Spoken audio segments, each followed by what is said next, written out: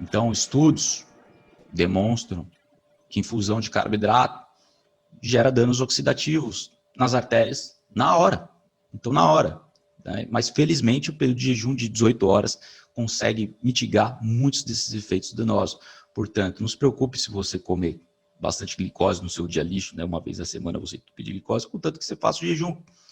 Faça o jejum diário, faça o jejum de 24 horas uma vez na semana, como eu sempre falo. Faça o fasting mimicking diet do Dr. Walter Longo, qual consiste aí uma redução calórica por 5 dias seguidos, ou um jejum de 2 dias, 3 dias. Eu fiz o jejum anteontem por 28 horas, comi uma refeição aí de 500, 600 calorias, depois fiquei mais 7 horas de jejum.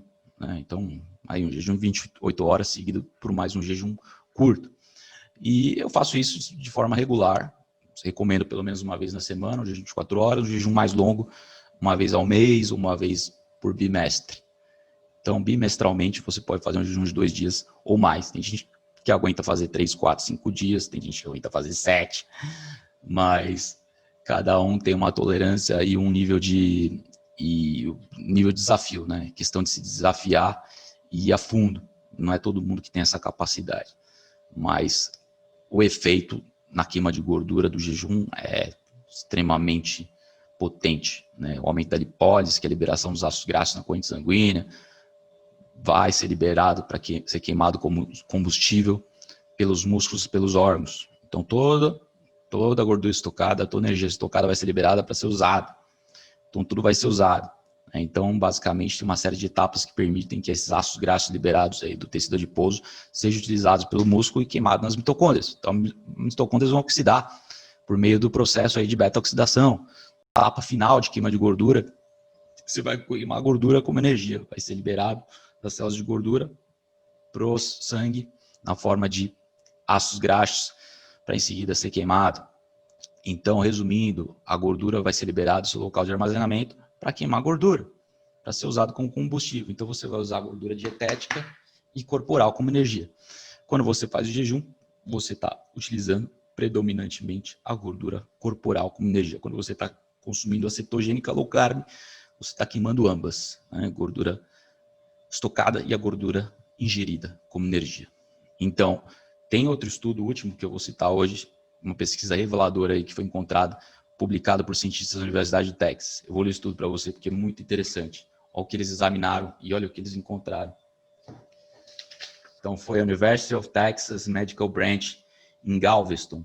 Eles examinaram como o jejum de curto prazo afeta o metabolismo da gordura e do açúcar no corpo. Depois de apenas 24 horas de jejum, a quantidade de gordura sendo liberada das reservas de gordura das pessoas, ou seja, a lipólise, né, que é queima de gordura, liberação de gordura das células, e a quantidade sendo queimada como combustível, que é a oxidação, que eu falei, né, a beta-oxidação, aumentou em mais 50%. Então, o que aconteceu, pessoal? Aumentou em mais 50% a queima de gordura. A liberação da gordura do tecido adiposo e a queima subsequente, como ATP, a beta-oxidação. Então, esse é um aumento muito significativo na queima de gordura em um período relativamente curto de tempo. Eu tenho até um gráfico, aqui, ó, 50% do aumento de plasma dos ácidos graxos acontecem em 24 horas de jejum apenas. Então, 24 horas de jejum, você tem 50% do aumento de queima de gordura. Depois ele se estabiliza, né? Isso significa que no primeiro dia você vai queimar mais gordura, daí no segundo, terceiro dia de jejum vai estabilizando, a queima de gordura começa a ficar menor. No entanto, né, vale notar aí, observando o jejum das pessoas que fazem, as pessoas que fazem jejum longo, você continua queimando gordura ao longo dos dias. Você pode emagrecer 800 gramas no primeiro dia, 1 quilo, daí depois emagrecer meio quilo nos dias subsequentes. Então, meio quilo por dia você emagrece com jejum e sendo uma perda de peso maior ainda no primeiro dia. 50% da queima de gordura acontece no primeiro dia. Então, muito, muito importante fazer o jejum de 24 horas. Só de fazer o 24 horas, que é o mais fácil de todos praticamente, você tem 50% de aumento na lipólise e na oxidação de gordura, tá bom?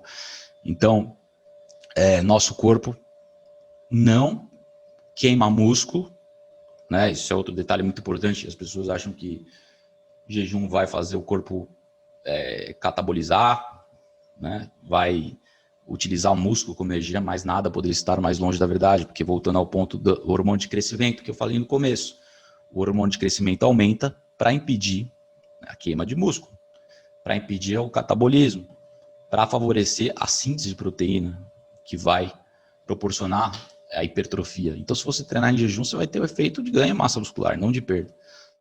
O músculo não é utilizado com energia, mas sim a gordura. O que acontece é que o músculo começa a queimar gordura como energia.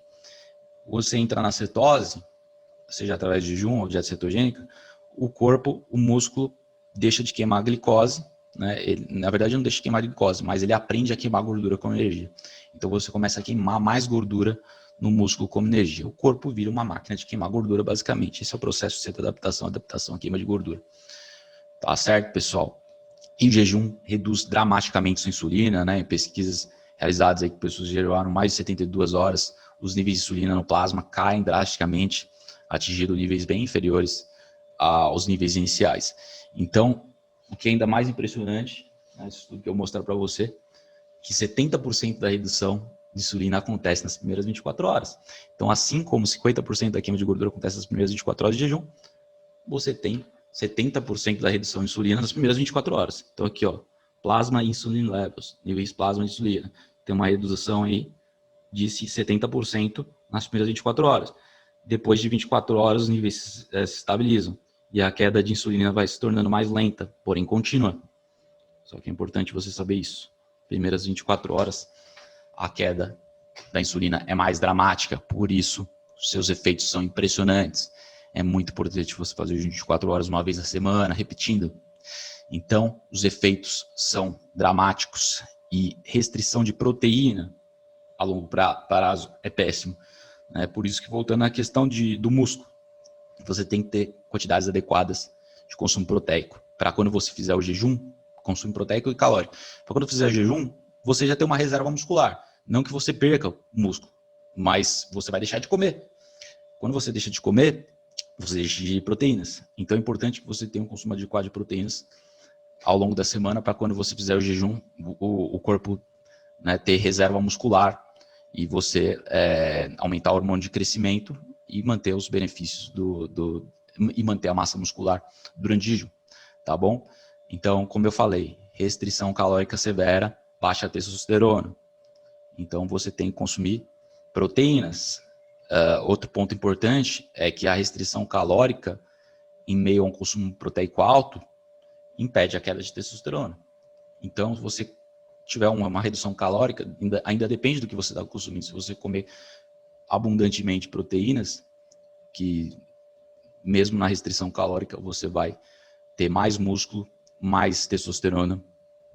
Então, sempre quando for fazer restrição calórica para emagrecer, faça com quantidades adequadas de proteína, tá bom? Agora, GH, só para concluir, porque eu poderia ficar falando mais tempo sobre GH, você aumenta ele em 4 vezes quando você está dormindo. Então, é um hormônio que tem um pico, alcança o pico durante a noite.